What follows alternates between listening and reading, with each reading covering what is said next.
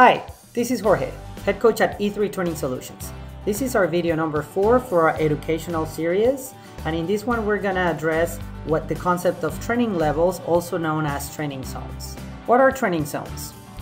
When we exercise, we go through an exertion continuum. That is, depending on the duration of an activity and its intensity, our bodies are gonna respond in certain ways. Still, while our bodies adapt in a particular way to various training loads, there is a series of adaptations occurring at different degrees most of the time. In simple words, training levels are arbitrary divisions to differentiate different levels of exertion. And we do this because our body's physiology is composed by various systems that adapt at different rates depending on the strain that we place on it. Therefore, by understanding the physiological parameters presented in previous videos like the lactate threshold, the maximum lactate steady state, and the VO2 max, you will be able to manage your training more efficiently. Things to remember: training levels are man-made. Therefore, your body doesn't really know one level to the next, except for that feeling whether you're working hard or easy. Training levels are also interconnected with each other. That is, since our bodies go through an exertion continuum, whether running near your lactate threshold, your maximum lactate steady state, or your VO2 max, your body is going to experience different adaptations. For instance, when training near your power or pace at lactate threshold, one of the main adaptations is an increase in muscle glycogen storage. When doing training at your maximum lactate steady state, you increase muscle mitochondria enzymes. When you're doing training at your VO2 max, you increase stroke volume. But even you're spending more time training one of those, you're still going to be achieving some of the other adaptations at a lesser degree. And most importantly, you're always going to be improving your endurance. Still, by using training levels, you can more efficiently target very specific training adaptations that are maximized spending more time at a particular exertion level. Think of these like an iceberg. When you're doing training at a particular training zone, let's say you're training at or near your lactate threshold, you're going to maximize adaptations occur at that exertion level. However, below the surface, you're going to continue to achieve other adaptations like if you were training at other intensities at a lesser degree.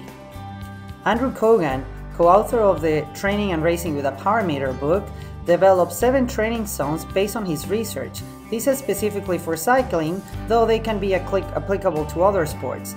Basically, you take a percentage based on a physiological parameter, what he called the functional threshold power, and then you can determine different exertion levels that are going to maximize different training adaptations. And all these physiological training adaptations occur at different exertion levels.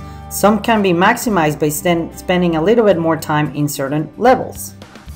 Looking at this information, it's very important to notice that some of the most important physiological adaptations for endurance athletes, including those competing in very long distance events, occur at exertion levels much higher what they're usually advised to train at. That include training at intensities much higher of the so-called base training. This is a bit of a mystery for me and begs the question, why so much emphasis training at lower intensities like Zone 2, or spend so much time doing the so-called base training? Also, for the time-constrained athlete, why not spend a little bit more time maximizing important physiological adaptations? Or why having a balanced approach, mixing training load to address strengths and weaknesses, is sometimes frowned upon by some coaches? I don't know. Anyway, in his book, The Triathlete's Guide to Training with Power, Philip Skiba adapted 6 training zones relevant for triathletes, and in there he discusses what are the specific levels and the specific physiological adaptations that occur in your body. And these are just percentages based on different physiological parameters. These can be established by doing field testing, which are nothing more than maximal efforts for different intensities and durations, and these are going to yield specific results. In summary, using training levels, you can determine your fitness strengths and weaknesses, you can determine your goal distance specific training needs, you can make better training decisions, you can target very specific adaptations, and you can make your training more efficiently. On the next video, I'll teach you different field testing protocols. For now, thank you.